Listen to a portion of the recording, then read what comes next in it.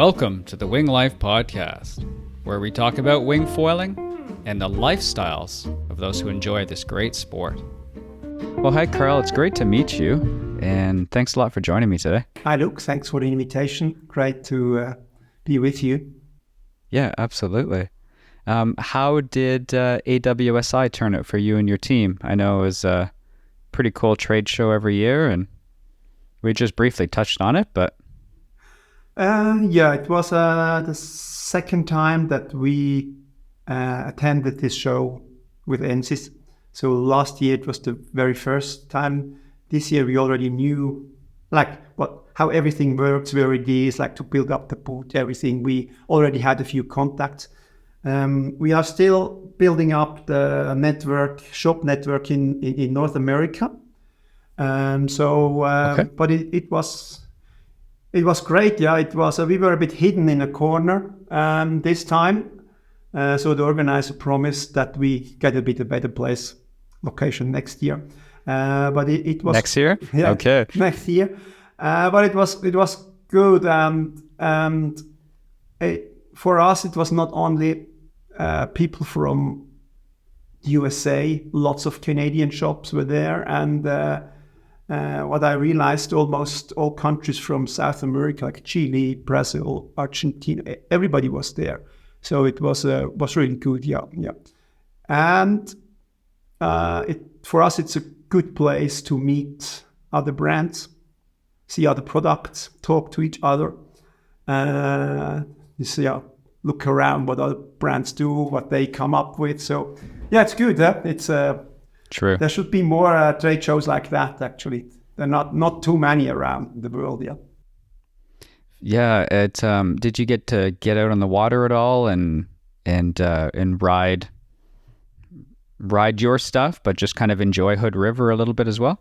We did some riding before and after the show, but not during the show. I was actually just too busy. We were just the three of us. So next year we probably have to bring some more stuff, more people with us. But this time during the show, I was just at the booth and talking, with lots of people. Yeah. That makes sense. Well, hey, Karl, I'd love to learn a little bit more about you. Could we go a bit more into your history and find out when was the first time you came in contact with wind, and what kind of an impact did that have on your life at that time? Well, I'm kind of an old guy, so I'm not the youngest in the industry. So I was born in my family. My father, he was a mountain guide. We live next to the Alps in Switzerland, so I always did a lot of outdoor sports like skiing, hiking, climbing, biking. Yeah, I love to do that, and I came into windsurfing very early, and I was a very passionate windsurfer. I'm still a passionate windsurfer. I still love windsurfing a lot. Awesome! And so I loved windsurfing. During university, every free day I was on the lake. I traveled to the sea, to Italy, wherever I could go for windsurfing. And that was actually how I came into the wind sport. Yeah. And then with kiting, I learned to kite. Never was a good kiter though. Stand up, I practiced still a lot of stand up. And now with Wingfoil, I try to catch up and keep a decent level of wingfoiling. Yeah. Fair. That's pretty cool. How old were you when you started? Do I have to say that? You don't have to, but it'd be kind of cool to find out how long the master's been in the wind thing. I'm at the end of my 50s, so I'm gonna Okay. So cool. I know I look much younger. You should say that now, but you do. Yeah. Yeah. Yeah. So I guess when did you start initially windsurfing then? You must have been pretty young. Yeah, but that was in when I was around 18. Yeah, Okay. so it's a Okay. long time ago. And when I went to college, we were like a group of young people, and we decided to, instead of learning for the exams, we decided to go and learn windsurfing. So we started windsurfing at college, and so that was in 82, 83, I think. Yeah, 82, I think. Yeah, Okay. yeah.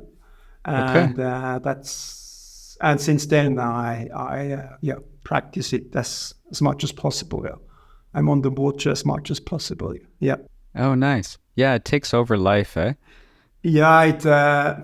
Well, I mean, when it's a passion, it dominates your life, and that's not always. It's not always good. It's like every other things come second. So yeah, but that's how it is.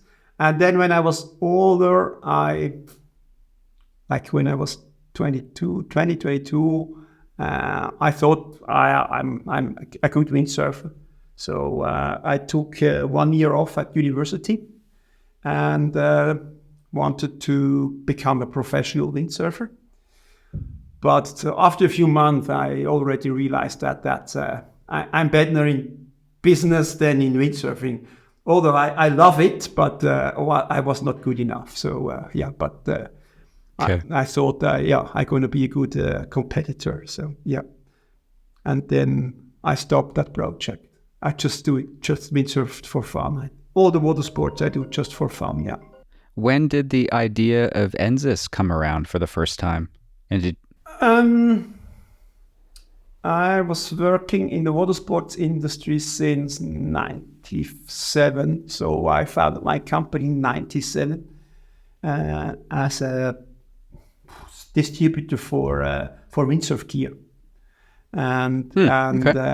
So yeah, I did that for many years. And in 2019, I saw wingfoiling the first time. Robbie Nash was wingfoiling then, a new sport, new pictures. I was extremely excited. And I was already working with Balz. I was his sponsor. I gave him some gear. I knew him quite well. We did some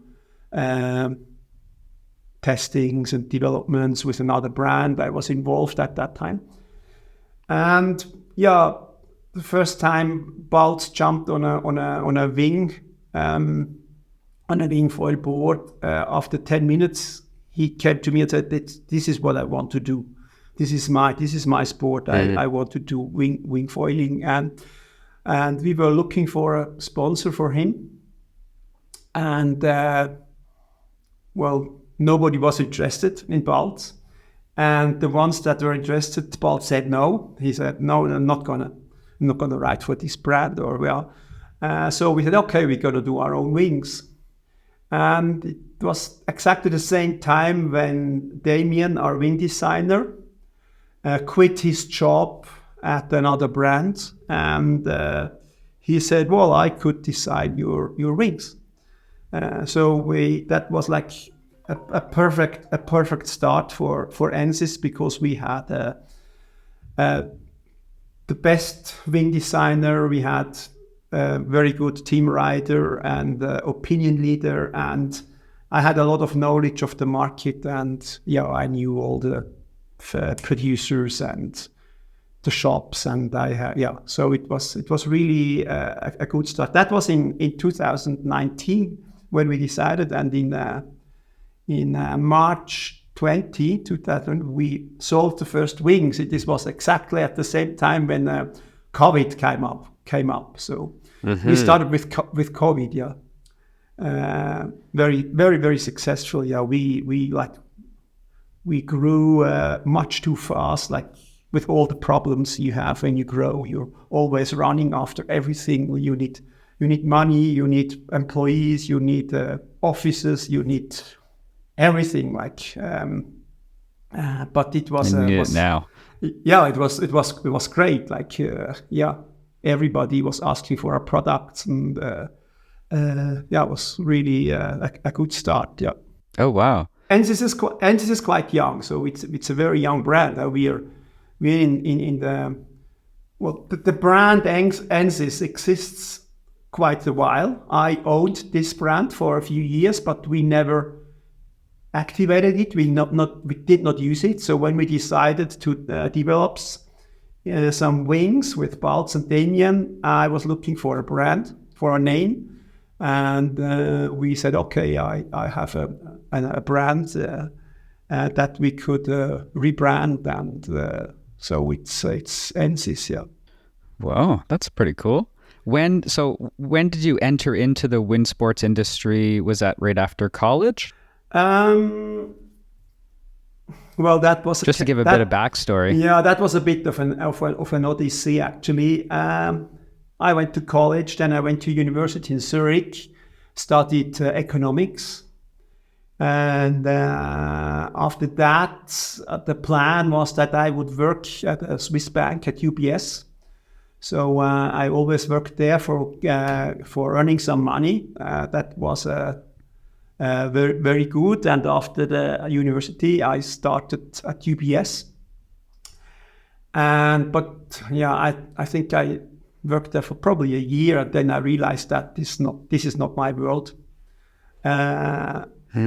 It's and then, well, I did the biggest mistake in my life. I started my own company and started selling windsurf boards.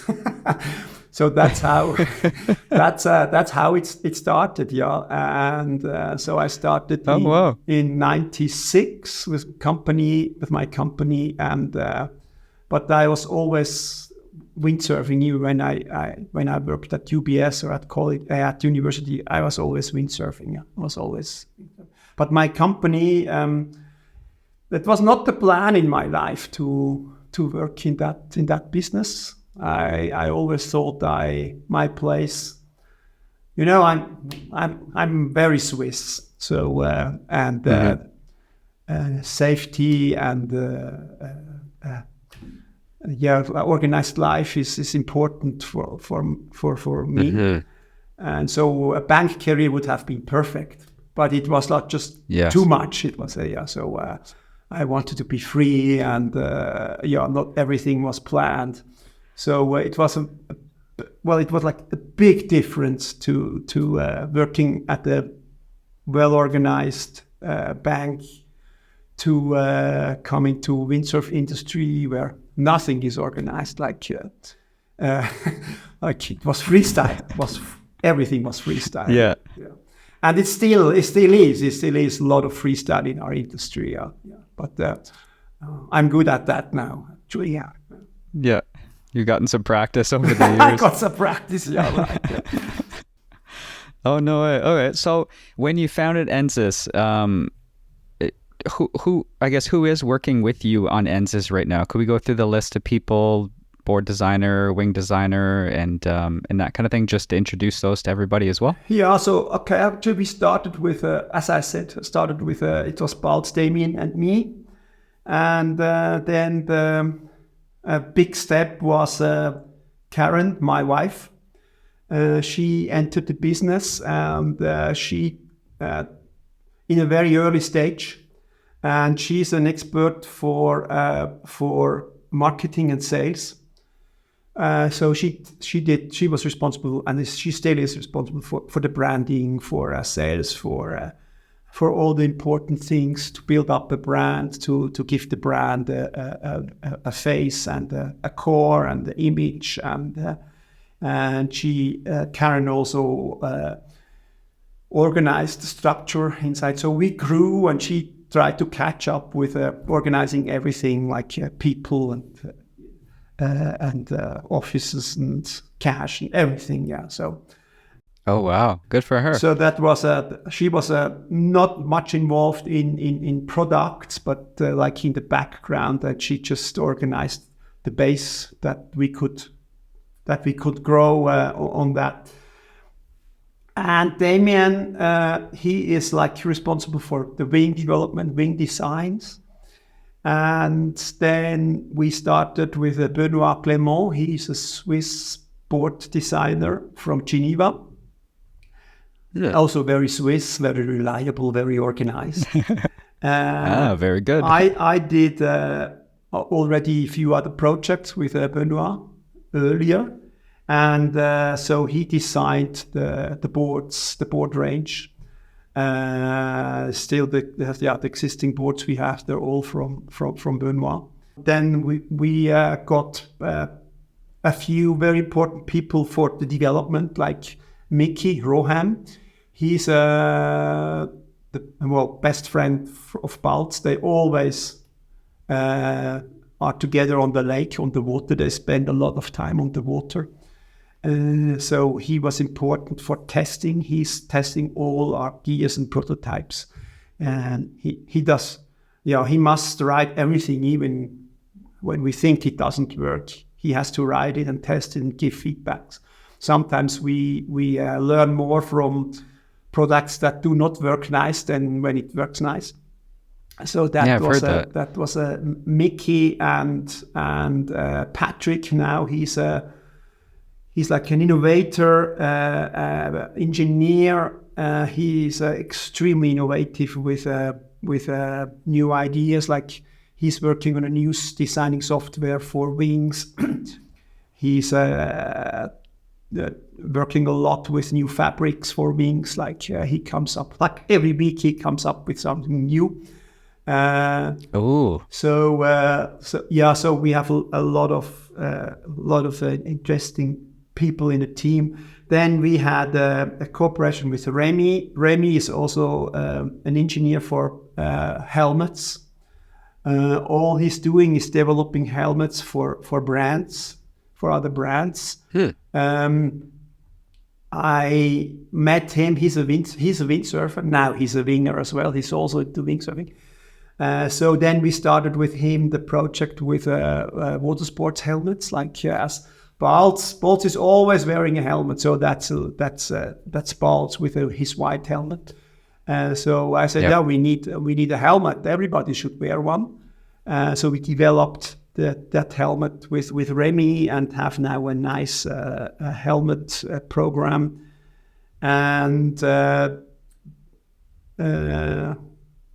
we have a good cooperation with an Italian foil brand where we develop foils with them and just rebrand it. Oh, awesome!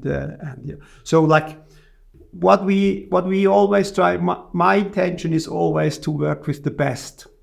Is it like designers or team writers or also in the graphic department with the producers? We always try to work with the best and I think at the moment our team is we have the best people in the industry. There are others; they're also good, but we have the best. Yeah. Oh, it's good to hear. Yeah. Well, I do like the logo. Who came up with that concept? The Ensis logo. Yeah. That's a funny story with the brand Ensis, because a good friend of mine, he ran a sports shop in Switzerland close to us, and his shop was not running really well. So and he said, can you support me? I support you. You get some gear, but whenever you see it's not working, let me know. And one day he called me and said, sorry, but I lost my house. My shop is closed. My wife left me. Everything is bad. And I still owe you some money. All I can offer you is a small brand. And that was Ensis. And I said, what is it? He developed some stand-up boards and paddles. And also the logo, he was he's a very creative person. And the logo was already there. We just changed it slightly. and that is Ensis. So I had Ensis for many years. We never used it, and when we came up with wings, I said, okay, we're gonna rebrand and build Ensis up as a wing brand. Yeah. So that's the story with it. Oh, that's cool. Does it stand for anything? Yeah, it's Latin, and Okay. it means a sword. And I think there's a muscle that also is called ensis, like a sword shell. Yeah, but it's Latin and means sword. Yeah. Oh, it's SWORD? Yes. Sword? Yeah. Or sword? Yeah. Right. Sword. Okay. Yeah. Oh. Yeah. Oh, sword. Yeah. Oh, cool. Okay. Cuts through. I guess that's fitting for a foil brand. Yeah. Yeah. I had no choice. I Yeah. just took it. Yeah. It's build up a brand. I built up other brands before in the ski industry, and it was always a hassle to build a brand. Because whatever you try to register, it's already occupied. Like someone doesn't like it. So we had a lot of, in the past I was not very lucky with my brands, and always something happened and I had to stop it or rename it or rebrand it. So we decided to work with an existing brand and rebrand it. Yeah. Oh, awesome. All right. Can we talk a little bit about I know we talked Balz is riding for you. Can we talk about to see who else is on your team of pro riders and where are they at around the world? Yes. We have a very balanced team of men, women, and youngsters. So we have lots of girls, women working for us in awesome. in marketing and communication. Our team manager is a girl. It's Eva. She's Balz's wife. So she's responsible for the team. She does a great job. I realized that the female team managers, they're much better than get the job done. Yeah, they do a good job. Yeah, and so we awesome. we try to have a good balance and we try to be respectful with all of them. And then we have a few top team riders like Balz, like Alessandro Tommaso. He's an Italian rider living at Lake Garda. He's fully into racing. He comes from Olympic windsurfing. So he's cool. a very good racer, very successful at the moment. Unfortunately, he's injured at the moment. And he's racing, and it gives a lot of feedback for the race gear and the race side of the equipment. And we have good girls team like Aga Block. She's a Polish team rider. She's very good in freestyle. She's actually started the first competitions this year and ended she was really good. Then Giulio Raimondo, he's the son from Ray, old windsurf legend, very talented in windsurfing. Now he's very talented in winging as well. Probably one of the best Italian riders. Very young, good looking, wild. So everything works out well. Yeah, so it's good. Yeah. Who else is there? I don't want to miss someone else, otherwise they're going to be angry with me.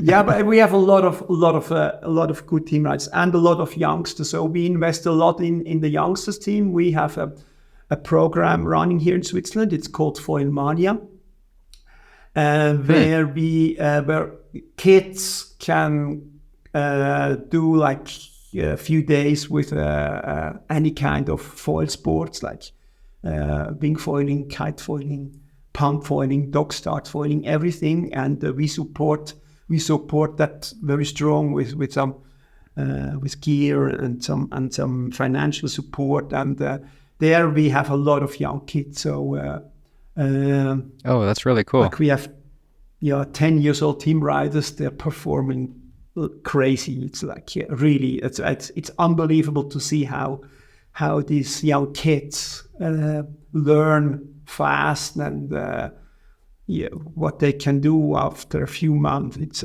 It's incredible. Yeah. Oh yeah. And we, as I said, we try to build up a strong women team.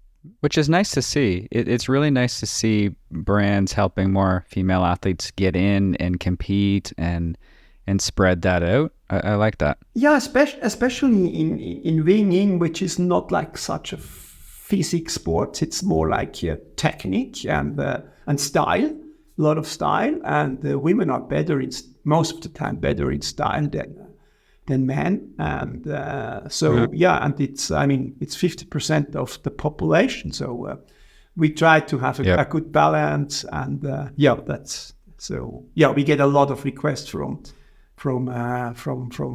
women to join our team, which is good. Yeah.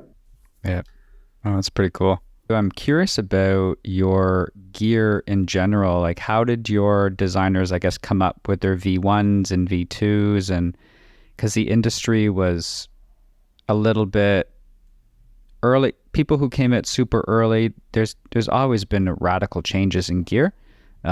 Just kind of curious to see how that's even evolved on your team and maybe what you're seeing coming up in the future. Yes, like we were very lucky with the first products we launched, I must say, because the very first wing we launched was working very well, and that was pure luck. I mean, we had a good designer, we had good team riders, they gave feedback, but in the end, we just produced a product, and that was performing really well. Yeah, so and that was a good base to start with, and then we, like, in the beginning, development was like really fast. Like every production we improved in building, in reinforcements. So like every 3 months we had a better wing on the market. Also with all the problems that come with that, like we had breakages, we had problems in the production, but we always could follow up and offer a good after-sales service. That was, for me, that was important. That I said, well, you can do something wrong, but you have to fix it, and you have to have a plan how to fix it. So,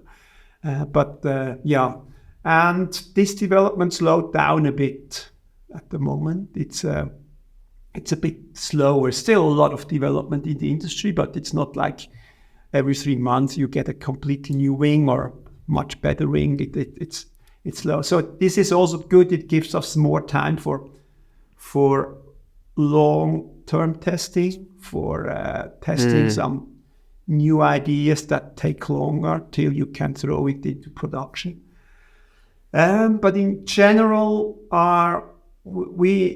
we talk about innovation triangle internally. Like it's a triangle, and the triangle is like one corner is the market. This is more or less it's me. Then we have the team, and then the designer and the producers. And from one of these corners, there's always coming a request. Like it could be that I say we need that wing for these customers or for schools or whatever. Or team riders, they say we want a faster wing for racing, or that wing that rotates fast in freestyle. Or then a producer comes up with new ideas, new material, or whatever, and the designer says, well, I thought we could do that. So a lot of inputs from everywhere. And if someone comes with a new idea, we normally discuss this internally. So we give comments from whether we think there's chance in the market. Is there? Can you sell it? And how big is the potential? Then the producers say, can they build it? Is it possible to build? The designers says it must make sense, and the team riders, they have to test it and verify that it's really working in the end. And this goes round and round till we think we have a product that is ready now for production and to sell in the market. So we call this like the innovation triangle, yeah. And that's cool. That's how we develop, yeah. So sometimes I want the product, this is just needed, or the team riders, they come up, or it's more it's like these two corners that come up with new products. Is it in wings or boards or foils or even harnesses or harness lines, or sometimes very small things like ear protection for the helmet. Oh yeah, that's true too. It's like we do a lot of small details, a lot of improvements in details, like zippers this way around, or so, like it's we try to make the product better, and a lot of inputs come from the team riders. And Balz and Michi, they spend probably 6 hours every day on the water with doing some water sports activities. Yeah. Was that your question? I That was good. I like that. Okay. I like the in-depth. Yeah, I like the in-depth look at how that happens. That fascinates me, especially being the host on the show. It's really nice to be able to learn as much as possible, and then everybody else who listens in, they want to learn too. So no, I appreciate that. Is there anything you can share that's behind in development? Maybe some ideas for us to see what could be coming in the future development? Is there anything? And if not, that's okay, but just kind of curious. No, well, I mean, I think we are at the very beginning of that sport, so we will see a lot of changes. Like we just, and from our side, we like at the moment, the design software for a wing is like everybody's using the same software, and is actually coming from the kite industry. It was just adapted to designing wings, and we work on a new software, like more updated software, where we can simulate airstreams. And the goal is that when we work with new fabrics, we can already implement like tensions, stretchings, and things like that. We want to reduce the amount of prototypes we build. In the back, you see our X-Ply wing, the Score limited edition. I think we produced 80 prototypes for this wing to make it work, because everything was new. The material was new, like the stitching was new. Everybody had problems, and we just could not get it right, or we were not happy with what we had. So we made lots of prototypes, and because we could not simulate airflow, airstreams, turbulences, we just had an idea, built a prototype, tested it on the water, and came back with a feedback. But we never really knew exactly what it is, and that's why we came up that we need better software, yeah. And we work on that. Mm-hmm. And very, very promising. And we are in the lucky position that a company is interested in supporting this. So we just give the inputs, we can design it. And I think that is going to revolutionize a bit the designing of new wings for probably 2025. It's not ready yet. So this is something that is going to change the industry, I think. And there's a lot of things going on with fabrics for the wings. Like we saw the Alula now. Everybody's using Alula, which is a great new material. It is horribly expensive. Mm-hmm. It's really expensive, very, very difficult to in the factory to make good job. But it's an extremely good product, extremely fabric for making wings. And there are lots of other good fabrics. It's already there. We just have to find it. We just have to find the right thing. And we do a lot of tests with Patrick is doing that, our fabric engineer. He comes from the paragliding, and Oh, so we do okay. lots of testing with threads and how to produce it. And I think there will be a lot more in the future, like the leading edge fabric and the canopy fabric, lighter, more durable. This is. I'm sure this is something we will see in the future. And then, the wings are getting more and more performant. Like they're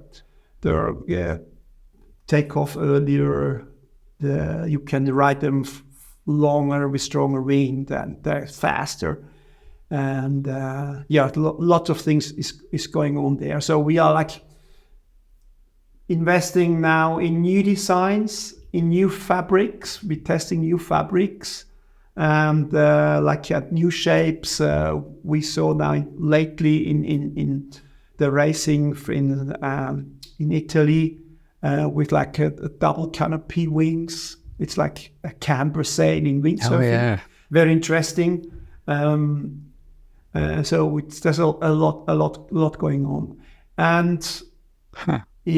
at the moment there's a lot of development in foils. Like I think the foils development is also at the very beginning. So there's a lot of development there. Yeah. Oh, yeah. There's a ton in both. And what do you think about that new kind of stretch-free material? And what do you think about those wings jumping in? Because there's an entry-level price for wings that's about maybe $600 up to maybe $1,500-$1,200 Canadian or American kind of thing, in that ballpark. Yeah. But these new materials are almost doubling the price. Like, do you think that'll I guess, what are your thoughts on that? We had that discussions. We also our limited edition wing is a €2,000 retail, which is Okay. crazy, and the Alula wings, they're going to be even more expensive, I think.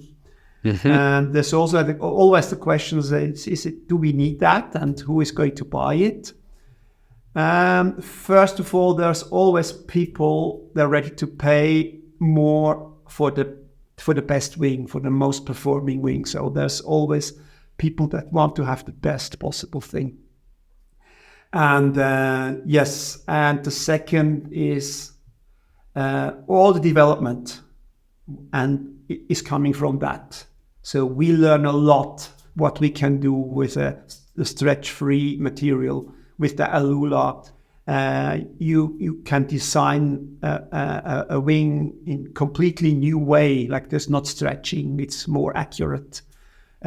So we as a brand, we learn a lot with this new material, and this is will come down in price. At the moment, the quantities are small. It's hard to find a producer that is producing these small quantities we use for the wing industry but the price of all this good material will come down, I'm sure. And this is innovation, this is development, and we always try to do the best. Like I give you an example, like boards. Everybody has problem with boards because it's the forces on this foil box on the board is insane. Like you jump high, you land on a foil with a leverage 1 meter long mast. It's carbon and in high speed. So it's to build a board that lasts and is not breaking is really difficult. This is challenging. When Balz decided to ride also our boards, the Ensis boards, he said, all I ask for is a board that is strong enough for my jumps. So we said, okay, we try to develop, to build, to design a construction that is light and durable and solid as hell. And we came up with a small board range, very light, extremely solid, and very expensive. We did not look at the price. We have now a board which is like almost $3,000 in retail. Not many people are going to buy it, but we need it for all our team riders. Balz is riding that board since January. Still the first board. He has not broken it. It's still in one piece. He's happy. And the good thing for us is we learned a lot how to build a board, where we have to reinforce it, what is important, and can now implement that into our normal board line, even if we're not selling it even if we're not selling that many of that board. But in the end, I mean, our first production was sold out after a few months. So as I said, there are always people out there that want to have the best available product, and the development comes from there. So this is, for us, it is very important to not always looking at the price, just looking of what is possible. And then, I mean, of course, we, as a brand, we live from the products we sell. So when we normally produce product, the price is important. But then, like the Pro and limited editions, we don't care for the price. We just do what we think is the best, or the best we can do. Yeah. That must be kind of nice, though, to work with that a little bit more no limit on there and just push that innovation. Can we touch on a little bit about how you were able to make a board that strong, given all those tricks and all the crazy forces that are coming down from Balz when he's throwing around, and your other riders as well? Is there anything that you can give us as insights as to what maybe surprised you? Or well, it's actually it's not a secret. It's like you just have to do your job. Well, sometimes you just have to do your job. Yeah. And talk with people, and watching videos or watching riders, and then analyzing broken boards, and see how is it done, and then talking with the factories, with the manufacturer of what they could do, and talking with a carbon manufacturer and tell them our problems, like this is our problem, and what do you think? And there is always solutions out there. You just have to find it. In our world, I think everything is already there. You just have to find it. But everything is there. And there's always a producer somewhere that has the solution to help you to do that. You just have to find it. And some of our members in the team, they're very good at that, especially Patrick, and also at the board designer, Benoit. He has a lot of experience in building boards. He's building his own board in his almost in his living room. So he has got a lot of experience in how to build boards, and then you just have to find the right supply or manufacturer. And sometimes I think it always, the price is the focus. It's always on the price. Everybody says, well, it's too expensive, and we cannot do that. It takes too long, and but this carbon is so expensive. Yeah, it is expensive, but it is possible. Yeah, and you just have to try and to do it. Yeah. And you're Swiss, so we expect the best chocolate and the best boards and the best wings. Yeah, it's like, we are a Swiss brand, and we are very Swiss. People say you're very Swiss. So what is? I mean, then with what is Swiss? What is Swiss? And at the moment, there are some Swiss brands. They promote like the Swissness, and I think what is very typical for Swiss, that we want to do things right. And it's a wealthy country. with high income. So we are used to that. We know that there are people looking for the best possible product in the market, and we are not afraid of expensive product. So so this is probably a bit. It is a bit Swiss. Yeah. That's nice to see, actually. Yeah. I like that the whole entire thought process behind how you look at innovation, that there's something available, there's something there, and then you just need to put those pieces together and your team is good at that. That's nice. It's a completely different mentality than a lot of just a lot of people right now. It's almost like that that positive mindset to a lack mindset. I like that. It obviously that'll drive within our own within people buying products. It builds trust, I find. Yeah, I mean, if we do a completely new invention, there's always like innovation also means warranties. So if you are very innovative, you will have a lot of problems because you have to learn and you do things wrong. And that's why I always say someone else must have had the same problem already in the past. You just have to find it, and he has experience. And sometimes you have to test new things, but if it is completely new and we have no experience, then it takes us more time. Then we do like longer testings, like with that board. We were pretty sure that it's good, but like they were writing it for at least 4 months before we went into production, just to make sure it's really working. What we thought it works, that it's justified to do some longer testings.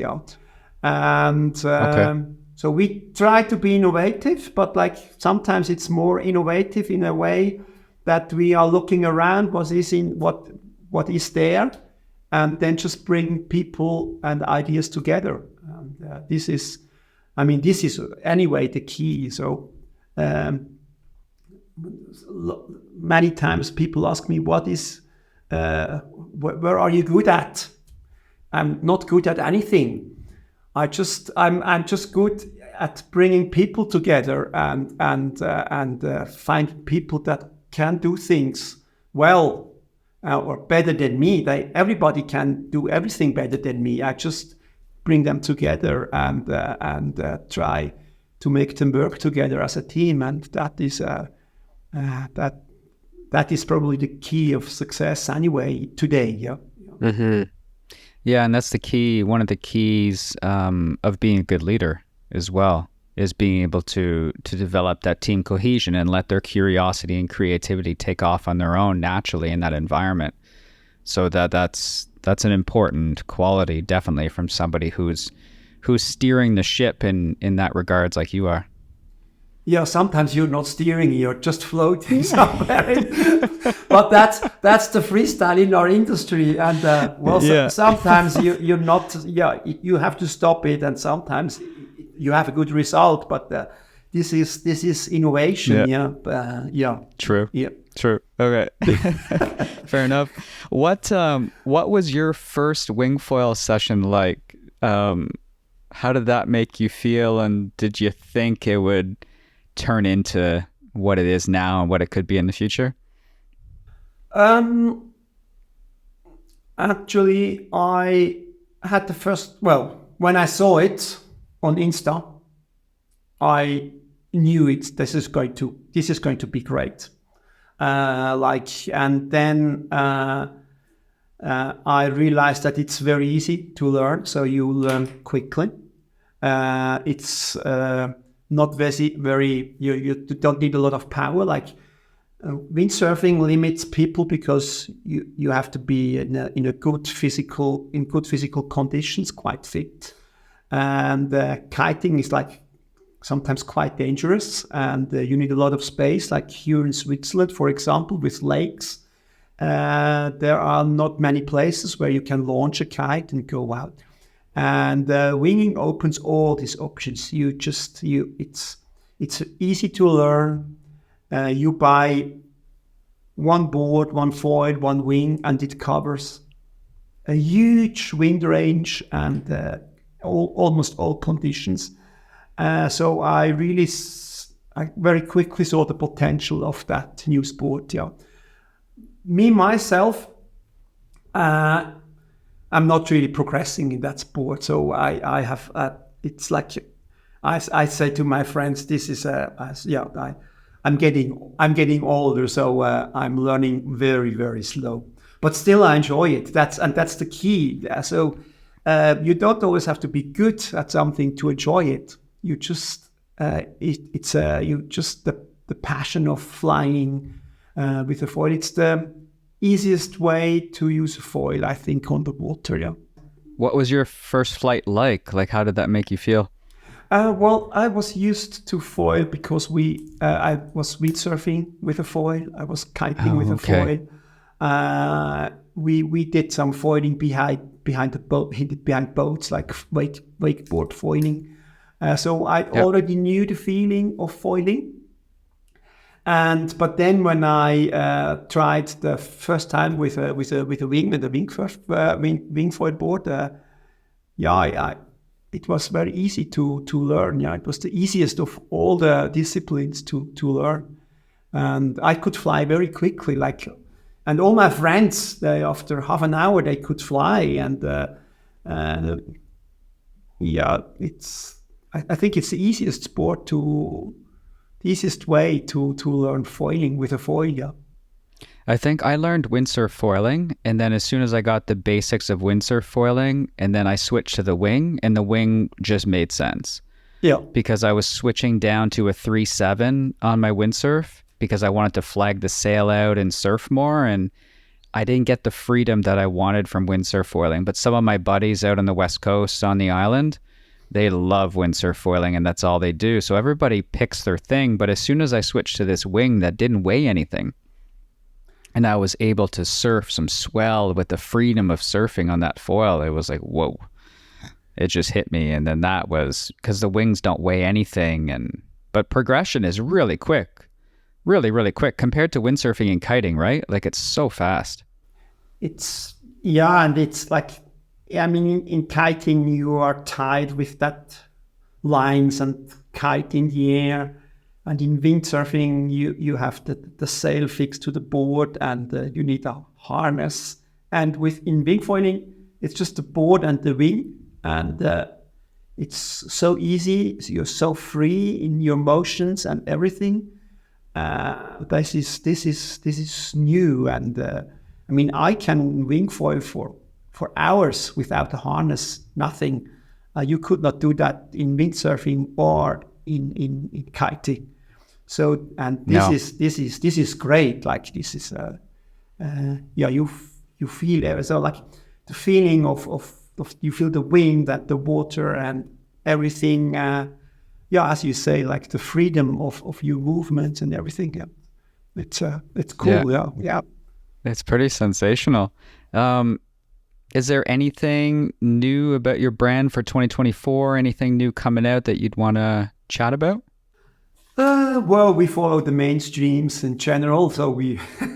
No, I already talked a lot about what we are working on, This is like innovations, and we never know when this is going to be turned into a product or when we're going to launch. But then we will come up with a downwind board line where still wingfoil oriented, so light wind boards. There we also work on a 3-strut wing. We were actually already working on a 3-strut wing more than a year ago. Like last year in August, September, we tested the first prototype, and we could not get it right, so we forgot about it. And now again, like with new materials, with what we learned in the past, we can do now big sizes 3-strut wing that offer an incredible low wind power, easiness of getting on the foil and getting up very, very easy. Yeah. Because out here on the like I'm out in Ottawa a little while with family on the east coast of Canada, and a lot of my buddies, because it's lighter wind here, they're looking for 6 through 8 meters, and they're all having that discussion of who should I buy from, what 8 meter or 7 meter is good. Some brands that are more tailored towards wave sailing, their bigger wings might not be as suited for that light range because that's not what their focus is on. Because I know they were riding the F1. I think they had an 8 meter F1 with some struts in there as well. But it's nice to hear that because there's a lot of people who are super light wind and they need something. Yeah, in the past the biggest wing was 6'2", what we offered. And we always had the demand from the market. We needed 7 meter or 7 point bigger wings for lighter wind, for bigger riders, and we just could not make it. We were not happy It's with tough. so we stopped at 6'2", and this year we stepped up and we offered a 6.9, which is a big step forward.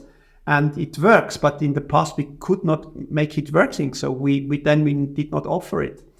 And now with the 3 struts, we can control profile and tension and the canopy, everything, and we can go up easily to 8 meter, and offering like a very, very powerfully.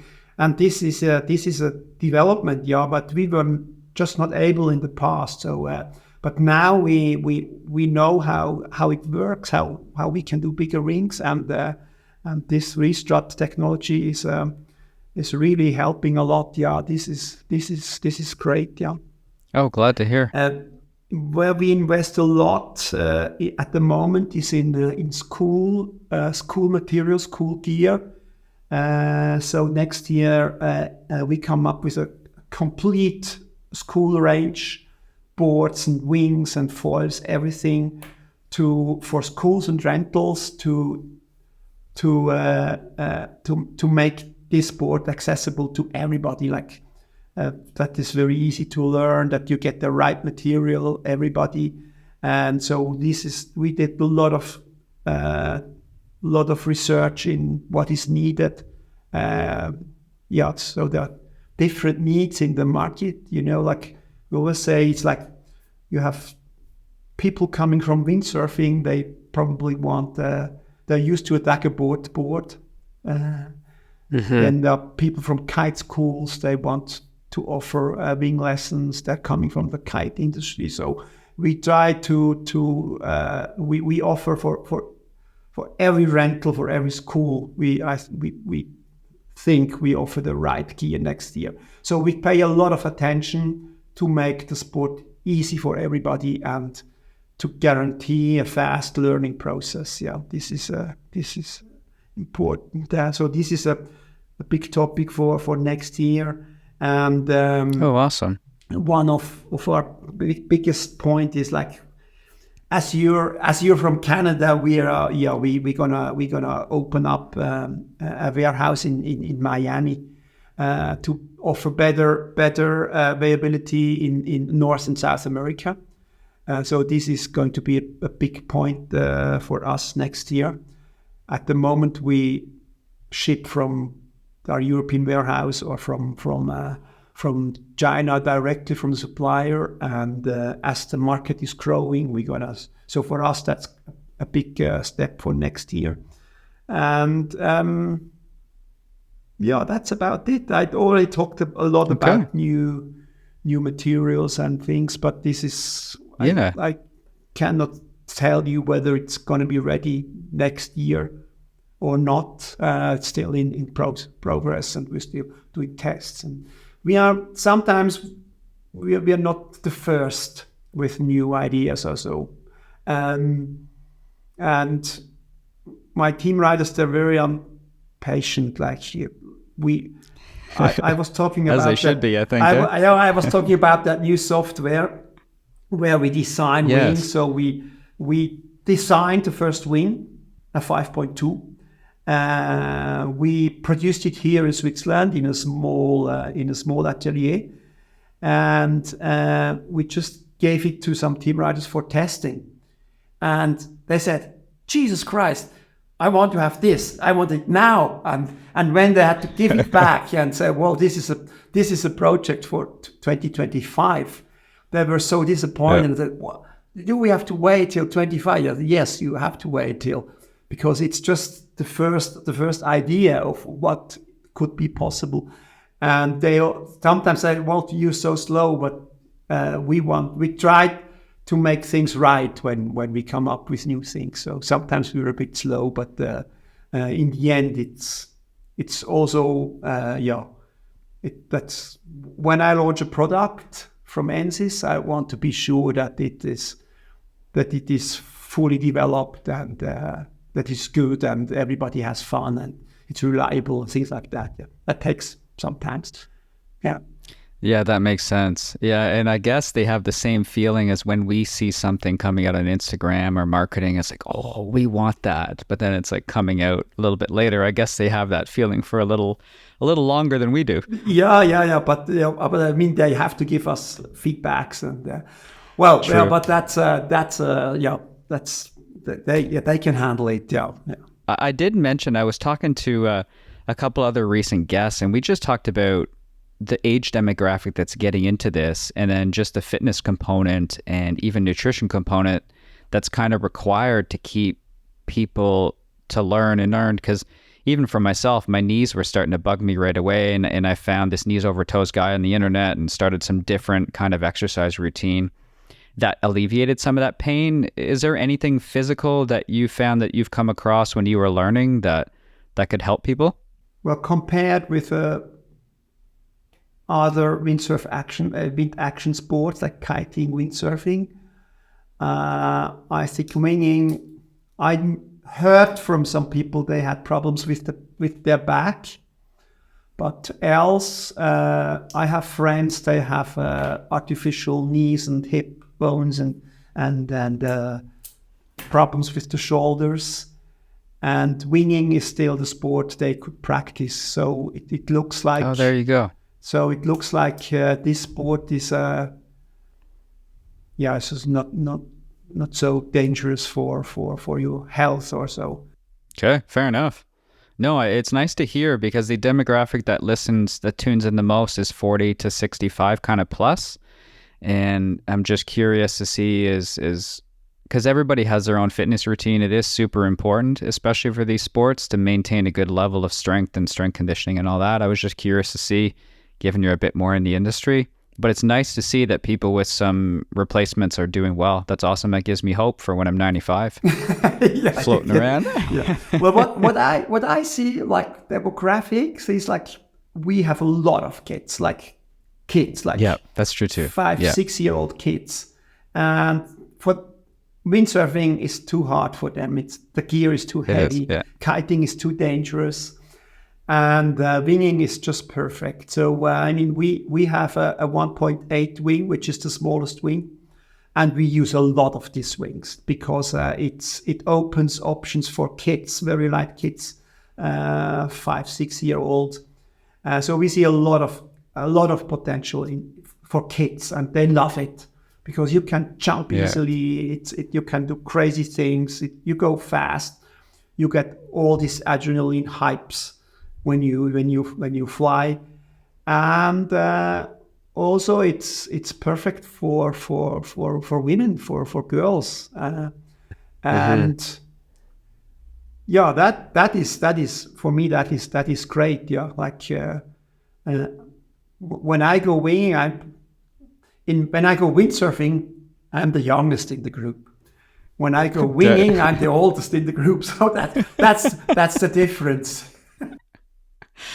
Yeah, it's awesome to see because there was a drop in obviously youth getting into windsurfing, and then same thing. There's only certain people that go into kite, but it's awesome to see a whole new generation of people now who are growing up with a wind sport in their lives. I think exactly like you had mentioned before, starting at the bank, realizing it wasn't necessarily for you, but still looking for that security. But it's awesome to see that wind is entering more people's lives because it impacts us in so many positive ways. So that's pretty cool. Yeah, I agree. Yeah, yeah. Well, hey, Karl, I want to say thanks a lot for taking the time today and chatting with me about pretty much anything under the sun. Yeah, We'll have thanks. to have you back on. Thanks. That was a nice talk. Now it's getting windy here. I should. It's getting darker soon, so probably I get some time to go for a session. Yeah. That's that was the plan for tonight. Yeah, we have to test some new boards. I'm excited. Looking forward to that. Yeah. Thanks. Fun. Thanks for that, Luke. Absolutely. And thanks everybody for joining us tonight. And we'll see you next time.